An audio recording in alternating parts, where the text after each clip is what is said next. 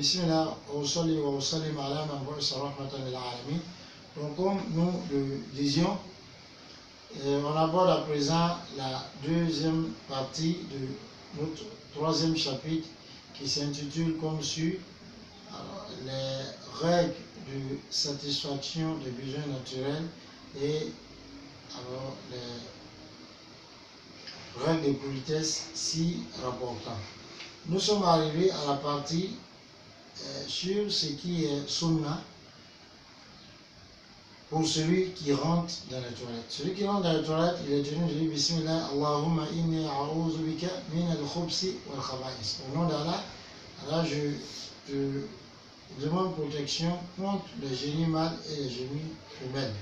Et ça, c'est les endroits où les génies restent. Et lorsqu'il a fini, quand il est sorti, il dit Gufranaka.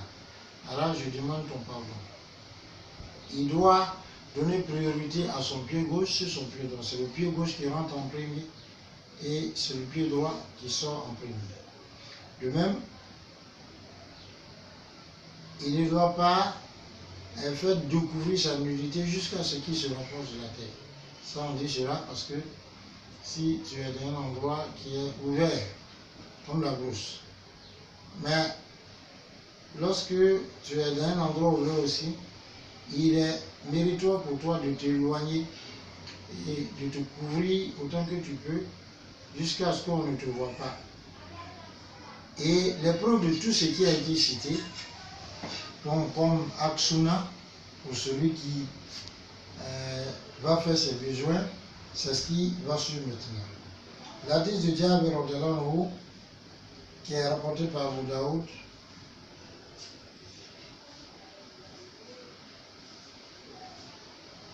où il dit le prophète sallallahu alayhi wa sallam est sorti avec nous dans un voyage et le prophète sallallahu alayhi wa sallam il ne partait pas pour faire ses besoins, donc les selles, mais ça englobe toutes sortes de besoins, qu'ils soient les selles ou l'urine, jusqu'à ce qu'il s'éclipse. Là, on ne le voyait pas, donc pas. C'est dit que il se rend invisible jusqu'à ce qu'il se rende invisible. Mais se rendre invisible, c'est pas dit disparu, mais c'est dit que il s'éloigne à tel enseigne qu'il n'est plus vu. Et l'hadith de Ali radhiyallahu anhu qui est rapporté par Ibn Majah, rendu bon par Ahmed al-Shakir, par Hashiyat al-Tirmizi et authentifié par Sheikh al-Albani dans Sahih al-Jami al-Saghir. Qu'est-ce que l'hadith dit? L'hadith d'Ali dit que le prophète sallallahu alayhi wa sallam a dit Satru ma bayna al-jinn wa awrati bani adam idha dakhala al-khala an yaqula bismillah. C'est-à-dire le voile qui s'interpose entre les djinns et les nudités des fils d'Adam, c'est que lorsque le fils d'Adam rentre dans l'endroit pour faire ses besoins, qu'il se dise Bismillah. Donc on ne dit pas d'être rentré d'abord, mais quand il s'apprête à rentrer, il dit Bismillah. Donc ça empêche au djinn de voir ta aura, yani ta nudité.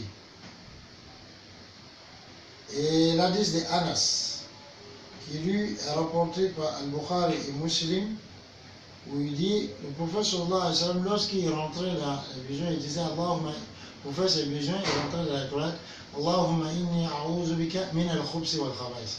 Oh Allah, je te demande protection contre les génies mâles et les génies femelles. Kazalik, l'hadith de Aïcha radhiyallahu anha, qui lui, il est rapporté par Abu Daoud, At-Tirmizi, et qui a été rendu bon par Albani dans Sahih al-Jami al-Saghir, où Aïcha dit radhiyallahu idha kharaja min al-khala qala ghufranak. Lorsque le prophète sallallahu alayhi wa sallam sortait de al-khala, c'est-à-dire des lieux des besoins naturels, il disait ghufranak, c'est-à-dire Allah, je demande ton pardon.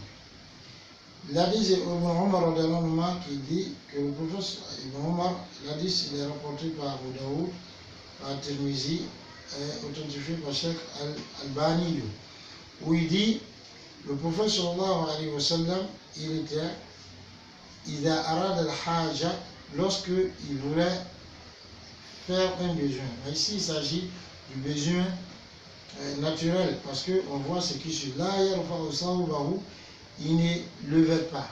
où il ne soulevait pas son vêtement jusqu'à ce qu'il se rapproche de la terre. Donc voilà, c'est un nombre de choses que le musulman donc, se doit de respecter lorsque alors il va pour satisfaire ses besoins naturels afin d'être conforme à la voie enseignée par Rasulullah sallallahu alayhi wa sallam. Et afin qu'à travers la satisfaction des besoins naturels, donc il va se soulager certes, mais encore il aura des mérites, ce sera un moyen pour lui de se rapprocher d'Allah parce qu'il l'a fait comme le prophète sallallahu alayhi wa sallam l'a fait. Et le coup à venir, Inch'Allah, on verra alors les actes qui sont interdits lorsque on va pour faire son besoin ou bien durant les besoins et les actes qui sont blâmables pour terminer ce chapitre 3. Là, nous accorde la bonne compréhension. Subhanaka Allahumma wa bihamdika, ashhadu an la ilaha illa anta, astaghfiruka wa atubu ilayk. Alhamdulillah. Assalamu alaikum.